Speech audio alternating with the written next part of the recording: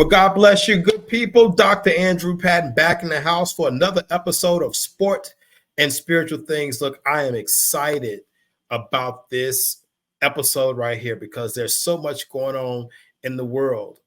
I feel like I'm about to say an old rap song right there. So much trouble in the world. You know, that's Tupac. I can't say the word he was going to say. So because this is a family show. So, but if you know what I'm talking about, then if you know, as they say in these podcast streets. But I'm so glad to have you guys back. Thank you so much for liking and sharing and getting the word out there. I think we're really on to something with this sports and spiritual things because this is a different type of podcast where we take the gospel and spiritual things and sports and we discuss them, have a little fun, and then we have our moments, depending on kind of where the flow goes, that as a pastor and preacher, there are times that analogies of scripture may come up with a point that I may be making. So that's the spiritual component. We're not trying to get you to join our church right now. I mean, you can if you want to. There's no shade. And the church is actually digital. It's called Transforming Faith Church International. So shameless plug, Sunday mornings, 9 o'clock on my Facebook Live ministry page. Go find that. Some great stuff that we've been doing there. God has been so good and really allowing us to lift our voice for the gospel's sake as well there.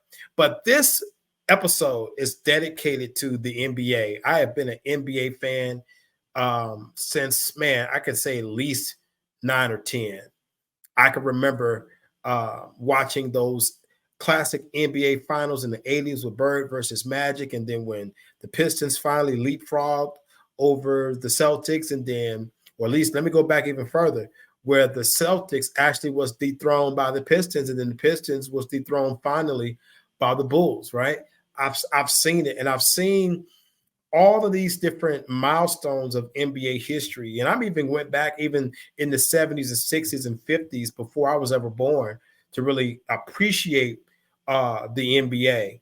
And this episode is dedicated to this one great question. Is the All-Star game dead? And I'm going to say emphatically no. But I'm going to give you some nuggets here because I really believe that, in particular, when the Super Bowl ends, because we're a few weeks removed from the Super Bowl. And when the All-Star game went down, we're in draft combine now for the NFL. And, we're really full speed ahead toward the end of the season of the NBA. Everybody's pretty much kind of trying to get their seating together. And we've got about 30 plus games or so left. And as we speak, and everybody's trying to get to the highest seed that they can or get themselves in position for the play-in and that kind of thing, which is exciting stuff when it comes to the NBA. But the All-Star break for me, and when I compare all of the All-Star games of all the four major sports, even with college basketball, college football, with the Senior Bowl, and that's football, but even during the Final Four, when they have a dunk contest and a similar three-point contest, nobody watches that stuff. When's the last time with the Major League Baseball that the entire sporting public, mainly the casual fan, cared about the home run derby? I'll wait. When have you cared about what they were doing during the NHL All-Star, All-Star game? Did you and I care about those guys skating and fighting and icing and doing all this stuff? And if they score 9 or 10 goals, which is something they don't do very regularly. Have you ever seen any sports talking head, even in the hockey world, talk about that there was a lack of defense and yada, yada, yada in the NHL hockey game? I haven't seen it, and I'd like to see it if it exists. And even if it does, guess what? Nobody cares because nobody watched it. Nobody talked about it on First Take. Nobody talked about it on any podcast. Draymond Green and All the Smoke and all the guys, Ryan Clark and those guys, Club Shay Shay and Nightcap and Colin Cowherd. It's a bunch of podcasts that I love and respect, but I can guarantee you, everybody that had an opinion about the All-Star, the NBA All-Star game, didn't talk about the Pro Bowl. They didn't talk about Major League Baseball All-Star game. You know why? Because it's dead.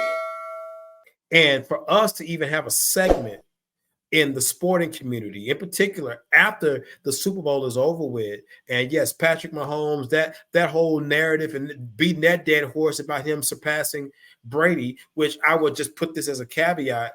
I'm not saying that he can't do it, but for me, it's not even about the rings, more so than the yards and the touchdowns. Past that, and I'll give it to you. I said the same thing about LeBron, because if we call Michael the GOAT and he never passed, he never passed Bill Russell in titles, but he's definitely a better player. We know that. It's got more points, right? More accolades, more MVPs, those kind of things, right? So I could set that to the side. But then when I really start being honest with myself and I start really going through the doldrums of the history of sports and at large, and we talk about all-star games, it is the NBA all-star game that is still the last of the Mohicans. It is still standing. Yes, it may have some stuff that we can improve, and we'll get into that in just a second. But to say that it's completely dead, if you want to pull up the ratings, if you're going to do that, fine. But make sure that you pull up the ratings in comparison to the other all-star games. And I hadn't even done that yet, but I'm willing to bet, if I was a betting man, and I'm not, that might be a bet I'd take on DraftKings to see which all-star game out of all the four major sports, which one of them get the better rating. I bet you it's still All-Star Weekend, because All-Star Weekend built its nostalgic grace in the 80s, starting in the 70s before the NBA-ABA merger, because the dunk contest was introduced to us in 1976 by one Dr. J. David Thompson, Artis Gilmore, those types of guys. You got to be a basketball fan and aficionado and an analyst to really know those names. The average person that is talking about the All-Star game being trash now can't tell you that information. You know why? Because they are prisoners of the moment. They'll listen to Stephen A. Smith. They'll listen to Jason Whitlock. They'll listen to whomever. And I'm just throwing names out there. One name I respect more than the other. But when you understand it from this perspective, to ask, has the All-Star game lost its luster, or the weekend lost its luster? I would say no. Well, what about the 200 points? How do you explain that? Well, let me explain it this way. I can remember a time that the NBA All-Star game, you only saw the highlights of the weekend. If you didn't have TNT in the 80s, you didn't see it. So you had to wait for the All-Star game to come on CBS, that had the rights at the time in the 80s to the NBA before it transitioned to the early 90s when NBC got it. And you was looking forward to seeing that little clip of Larry Bird, hitting that final money ball rack. And then when he shoots the last shot and he makes all the shots on that rack, I believe, and then he walks off when he lets the ball go and he points his finger up like that and walks off. You talking about a walk-off and wins it again, or the legendary story that when they're in the locker room and everybody's just kind of really trying to figure some stuff out and, hey, who's going in what order? And then Larry walks in famously and says, okay, so which one of you guys are coming in second? Right? I mean, those are the things that made me and many other fans love the All-Star game and the weekend itself. The NBA is always tinkered with the weekend, because at first, during those times, you had the Legends game. You had guys like Rick Barry and Jerry West and, Oscar Robertson and those kind of guys playing in those games. And that was pretty hard to watch. So they scrapped that in the early 90s, mid-90s, 94 to be exact, and they created the Schick rookie game. First MVP, one of my favorite players from my hometown and my fraternity brother. None other than Anthony Penny Hardaway was the first MVP of the Schick rookie game. So the NBA has always been cognizant of trying to shift and tinker. And many people believe that, the dunk contest in particular is down because the stars aren't doing it. And I can't remember who said this in A to Z. You may can remind me who said, I saw Kevin Garnett saying this on his podcast. He said that the moment that the NBA didn't make stars like LeBron participate in the NBA dunk contest, that's when it died. And as much as I respect Kevin Garnett, loved his career, loved his tenacity, love his podcast, certain things I can do without, to be honest with you, the F-bombs and the N-word. That's just me personally. And that's how he talked. I ain't mad at him. I'm not here to police how people, what they do on the show. That's them. They got their audience. That is what it is. But I have to destroy the narrative of LeBron is the one that killed the dunk contest. When in fact, the last time the dunk contest was really good in 2016 had two guys that we didn't even really know about that well. That was Zach LaVine and Aaron Gordon, and they turned it out. Truth of the matter is, it is hard to be as creative. And LeBron James probably never got in the dunk contest because, as I've told so many people offline and other places that I've been on some guest spots on some different clubhouse rooms and different contest spaces, and we were arguing about this. I said, look, here's the truth. LeBron James got the same little ugly dunk that he does in the breakaway. It's the one-hand tomahawk. He might go backwards. Yeah, the guy can jump out the gym, but you can tell he's not that creative with his dunks, in my opinion. Now, I think behind closed doors, I think people saw him throw the ball off the off the wall in the gym and catch it, but you don't have that in an open arena. That's different. Now, if you had the dunk contest at a local gymnasium, okay, like when he did it in high school, right? And I think he won that dunk contest that year at the McDonald's All-American weekend. But for LeBron was never about that. So no shade. Or the stars don't compete in it. Let me give you a history lesson. Think about the money that's in the NBA right now from a standpoint of the contracts. I think the lowest paying guy is still making at least $2 or $3 million. Back in the day, the highest paid guy made that. I think Magic in the 80s signed a $25 million contract, for 25 years at $1 million. That was considered like, whoa, show us how you did that, Magic. That contract ended in 2009. They held it. That was even after Magic had been long gone playing. They still was paying him that because it was guaranteed. So when you think about the money in the 80s, I think the highest contract could have been $200,000, $300,000, $400,000. Nobody was at $1 million. Very few people were. So in 1984, 1985, 86, a $25,000, $50,000 cash prize for the three-point contest or dunk contest, that was significant. So that's extra money that you can make. On top of when you're selected for the All-Star game, the winning team gets a certain amount, and then the losing team still gets paid, right? That's just extra money. Nobody had a whole lot of shoe contracts, in particular before 1984, what Jordan was able to pull off, with the deal that he had with Nike. Before that, you had the Converse line. They had these shoes called the weapons, and those shoes was not a weapon. If anything, it was a detriment to your foot because guys stay having to tape up, and because those weapons were not great shoes. Sorry. They look cool, right? Because once they started to kind of match them with the players' home and away uniforms, and at the time, especially in the mid to early 80s, when it was perennially going to be either the Celtics and Lakers or Celtics and or Lakers and Celtics or Lakers and Sixers from like 79 to 83, that campaign caught on. Of course, the Celtics basically kind of kept going. Sixers kind of, after they won the title in 83, it was their last gasp. They was never the same after that. Then they drafted Charles Barkley, and then they were in decline, and then Doc retired in 87. So Jordan comes along. He gets the signature shoe that is marketed by the genius that we know as Morris Blackman or Spike Lee. Do you know? I've always wanted to say that. Shout out to Spike Lee. Right? And is it the shoes? Brilliant marketing campaign.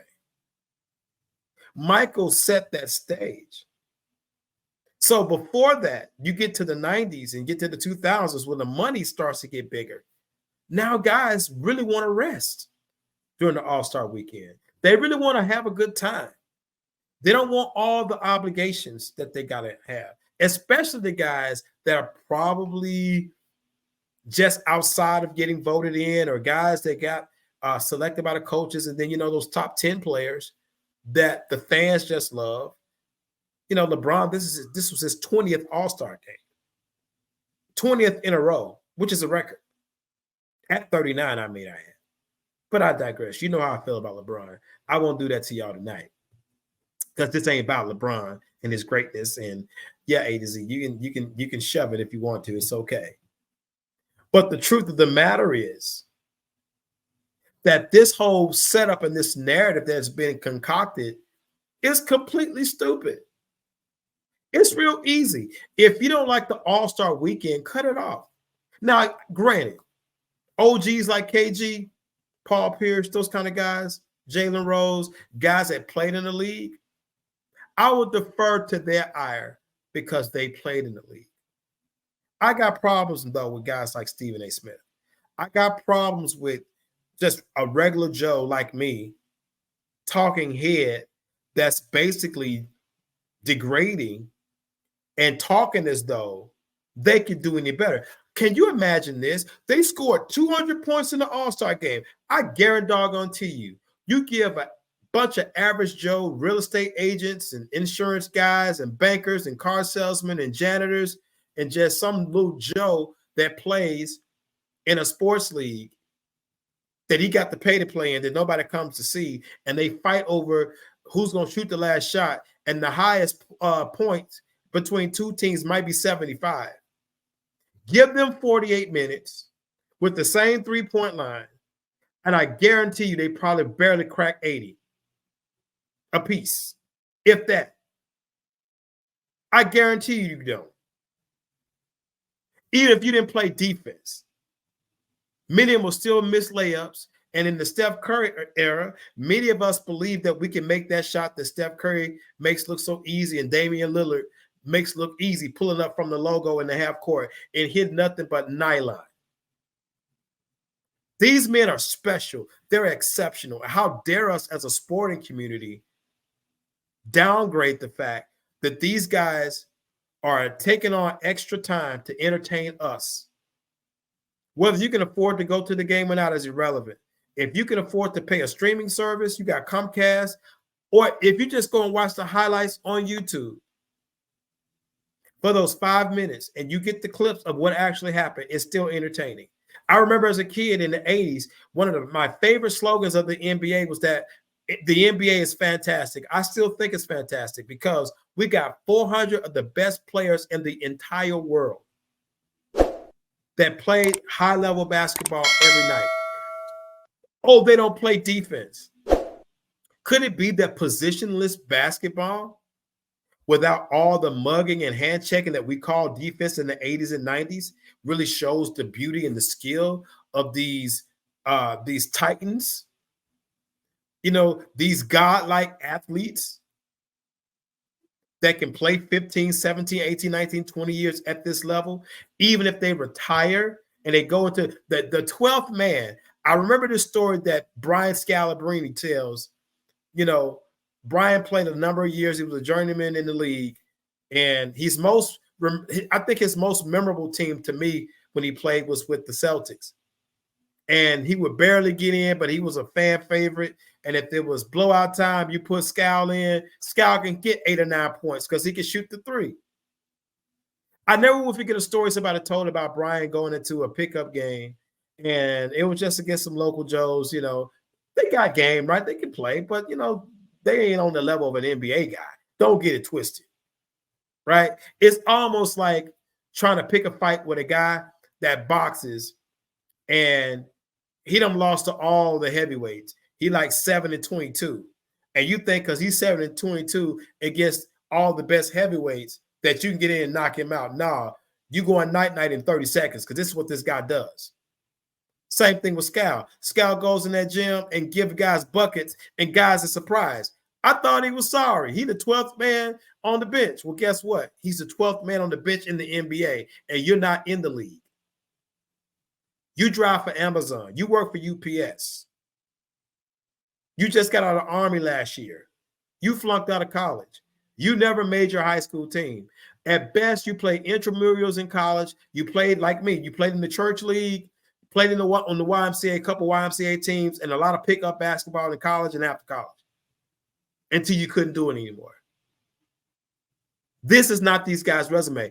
Imagine, I just mentioned earlier, these guys are fighting for playoff seeding, and they're positioning themselves to make a run at the stretch end. Western Conference looks tough.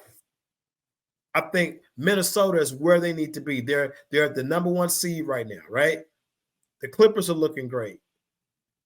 You know, you got those teams that are neck and neck. Denver is still Denver. Yeah, they're a fourth seed, but they're still in striking distance of possibly overtaking that number one seed because they got championship experience, which means that now they have championship medal. And Joker, probably since Wilt Chamberlain, might be the most complete center I've ever seen. I never saw Wilt play.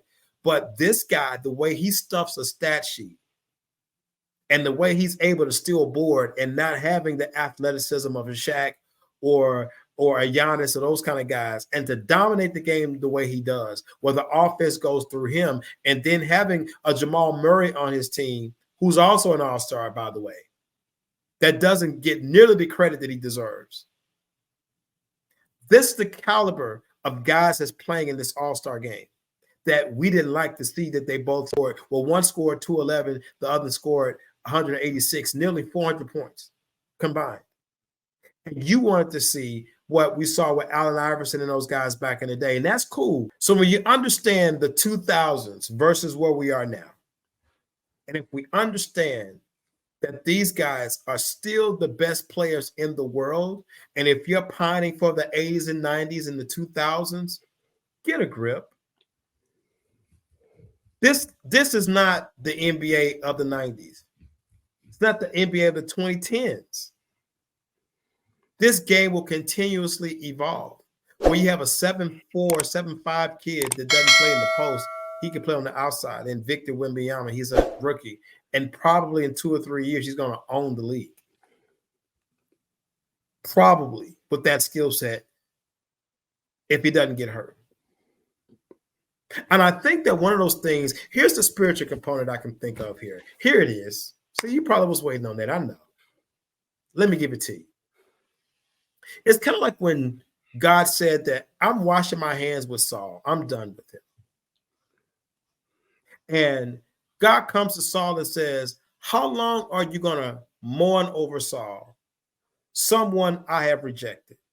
And I want to ask so-called NBA analysts and experts and even ex-players with due deference and respect, all due diligence and respect to you. But my problem is that how long are you going to pine for the 80s and 90s? Those days are gone. Or I saw, and respectfully, I saw Shaq's, I love his podcast, by the way, where Shaq talks about he's got AI, Allen Iverson, one of the greatest guards under 6 feet or under 6'2" the game's ever seen. And Shaq asked AI, well, how many points would you score in this era? He said, well, the year that Kobe beat me for the scoring title, he scored 35. I scored 33. I think I get 10 more points. I score 43 a night. And that's not true. You know why, AI, as much as I love you, as much as it was, man, it was a pleasure to watch you play and defy the odds and do the things that you did on the court. You were a volume scorer that never shot over 42% from the floor. And in this era of the NBA, you might can get buckets, but you wouldn't have, if you didn't have an Eric Snow, if you didn't have a Theo Ratliff, you didn't have a Dikembe Mutombo helping on the defensive liability that you were as an on the ball defender, you probably couldn't score 43 because somebody's going to give you 25. Somebody's going to give you buckets too. And you couldn't survive shooting 32% from the three. Because not these young Thundercats ain't going to just watch you shoot 35 shots to get your 30. That's not going to happen. And your era, that could happen because Eric Snow was not an all-star. Aaron McKee, not an all-star. Don't let me go down the whole roster. So when you understand it from that perspective, how long are we going to mourn over eras? How long are we going to continue to cry about different things, in particular from legends that talk about what they would do in this era? You don't know that. You hated that when you were coming up. If guys that played in the 80s said what they said about you, when they talked about how much money you made, when they talked about how the game was easier and you guys were standing on their shoulders, and it seemed like that many of you didn't appreciate it. Now you've become that guy. You know, it's hard to believe that I could watch Shaquille O'Neal talk about his era, talk about Kobe so fondly as though they always got along. That's always hilarious to me, and it's okay. They made amends, and I think they both know. I think Kobe left this earth knowing that they should have got more than 3 titles. Really, honestly, we could probably say that the Shaq and Kobe duo, even though many will say they may even say they're the most dominant duo ever. Okay. I mean, I could talk about you guys being in the conversation, but that 0-4 loss to the Pistons was inexcusable. Had you guys won 4 straight, maybe being a shade under the Lakers that preceded you, then I could say that. But then again, when I look at your finals opponents, you played the Nets and the Knicks and the Nets twice, and then was that the Nets twice? I think so. No, 2 and 03. Nah, it was the 76ers, the Pacers, and then the Nets. Okay. And then the Nets lost the next year to San Antonio, and then it was that's the Lakers. That's right. Yeah, right. So that's what it was. I knew the Nets made it twice in a row. But the problem is those are not very good finals opponents. You know, the West Finals was always y'all's finals. And as good as you guys were, San Antonio, for a good bit of that, and even in the late 90s, an older Utah team kept y'all out of the finals. In particular in 98, when Kobe was really starting to get there. And then San Antonio kept you out of the finals in 99. And you almost lost to the Trailblazers, who had you by 15 in Game 7 on your floor. So from that perspective, when we begin to talk about the era of the league, and we talk about, oh, the All-Star game is not this and the league is not that, pump your brakes. Because to watch guys score 200 points, 211 points on threes, and to watch Damian score 39 effortlessly like that, I guarantee you that guys that played in the league, even if in that era, they couldn't do that. Because this era has the best shooters and positionless type of player than we've ever seen. And it's only going to go downhill further. In particular with the international player that have brought another notch, another jolt to the American game. We can't deny that. What Wemby is going to bring, what we see Joker doing, what we see Jamal Murray doing. He's Canadian. It's not American. It's a Canadian kid. When we see Giannis, Luka,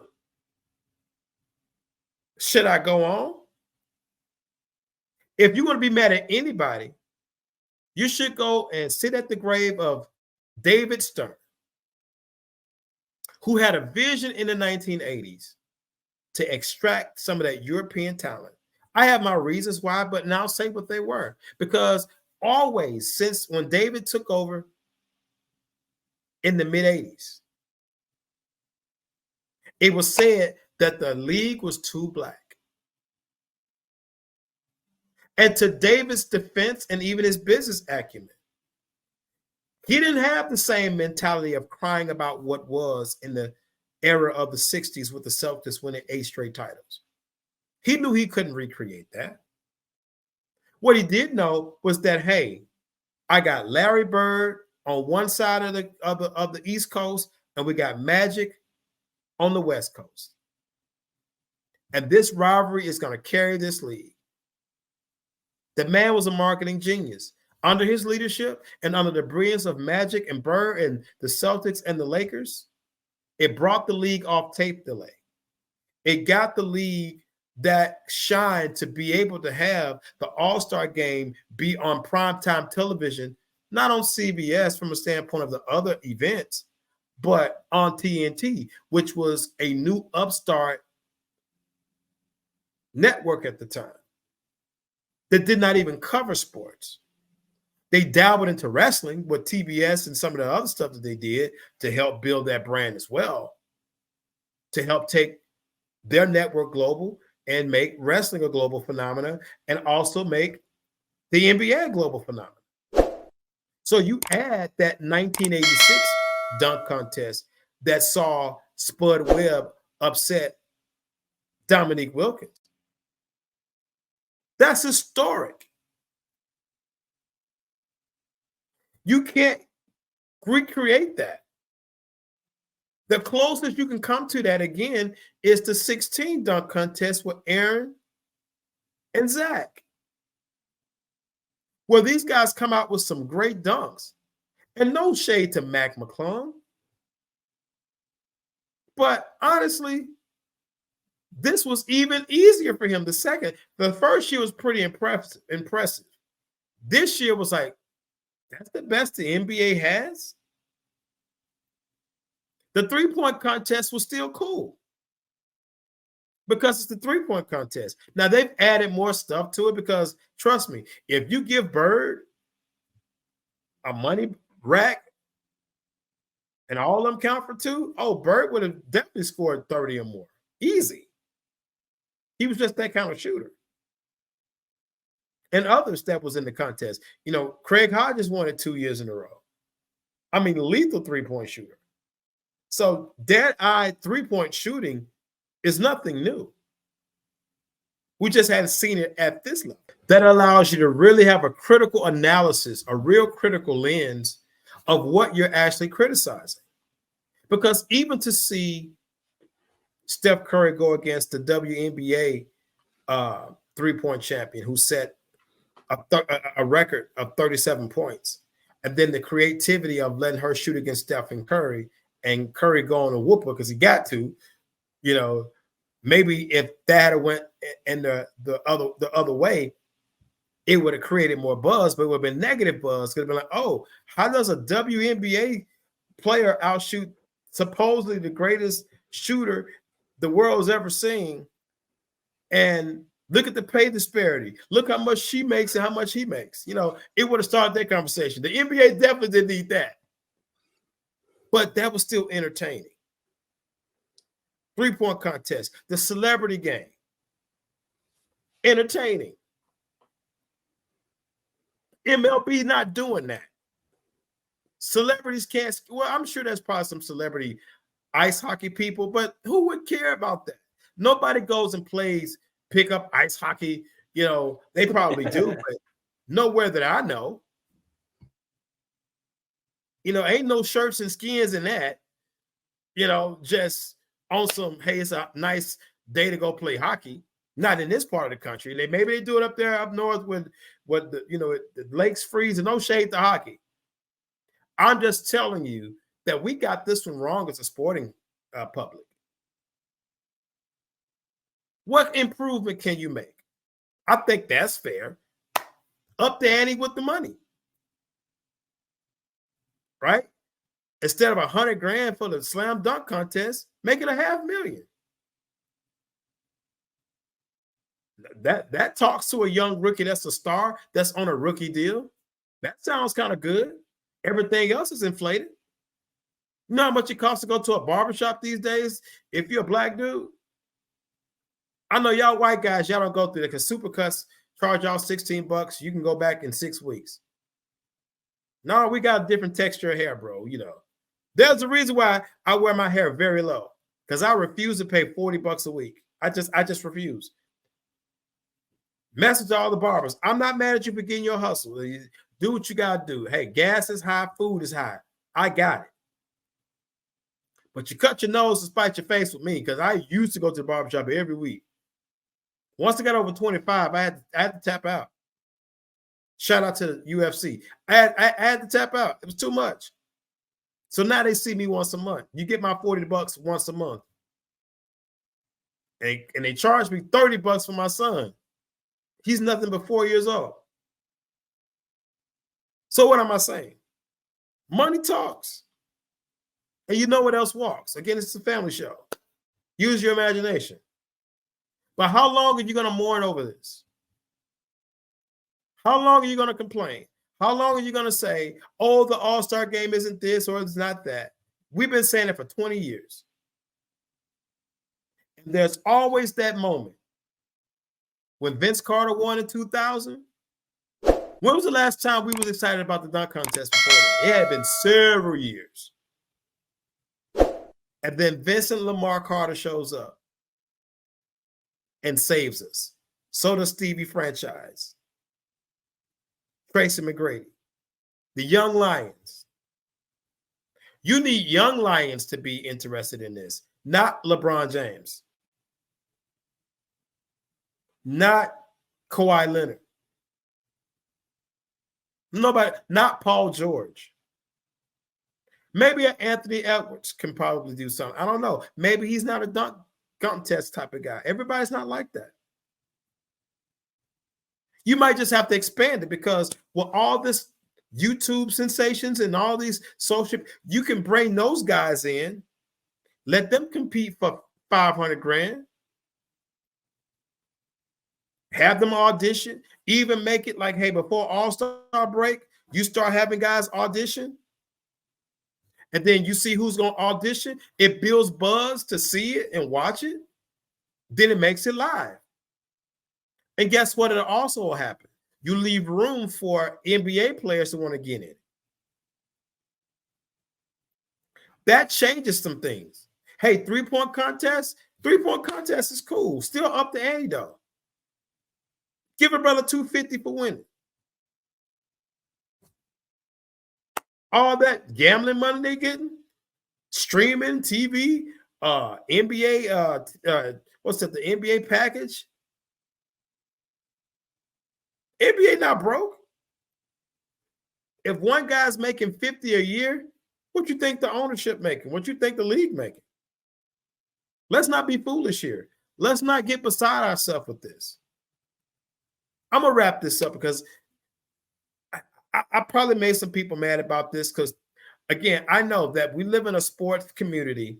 We live in times now where there's so many people that like the narrative more than the facts, more than different perspectives and alternatives. Again, I appreciate the best athletes in the world attempting to entertain me, my family, my friends, those that love the game.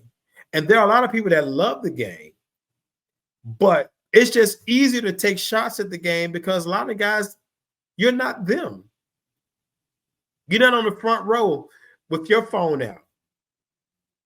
You're not out there in that environment where it costs $1,000 just to get in the club, let alone what it's going to cost you to drink and have a good time.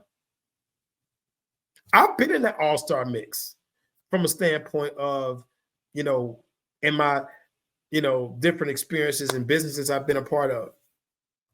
I've seen it up close and personal. I've seen what these guys have to put up with.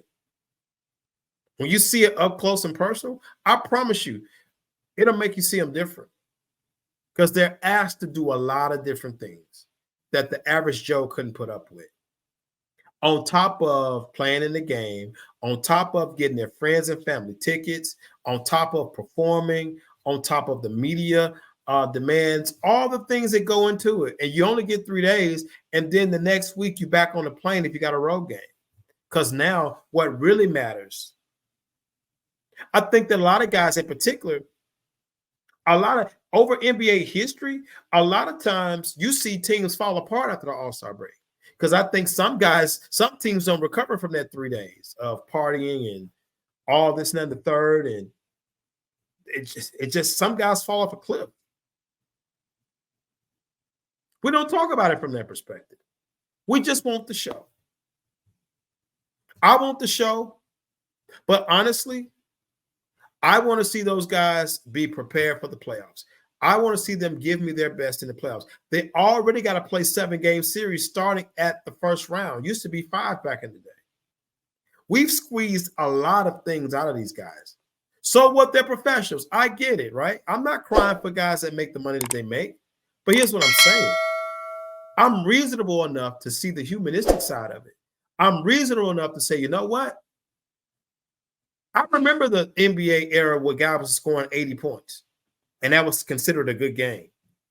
I like my basketball where I see 110, 115. I like guys that'll shoot 30 3-pointers in a game. So what? It's entertainment. If I so happen to go to a game, I don't want to see fundamentals all the doggone game. I don't want to see a perfect back screen and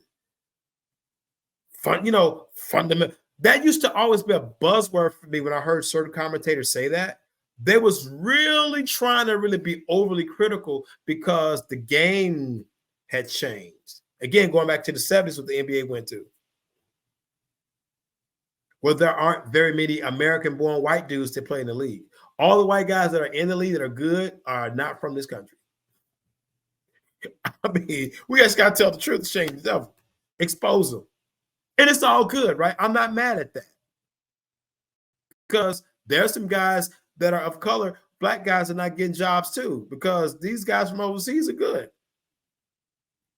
Maybe with the exception of Giannis's brothers. I don't know why they're in the league, but I'm not going to do that. They're probably way better basketball players than me, but they in the league. They in there. But if Milwaukee traded or cut one on tomorrow, I'm not sure if anybody picks them up. I don't know.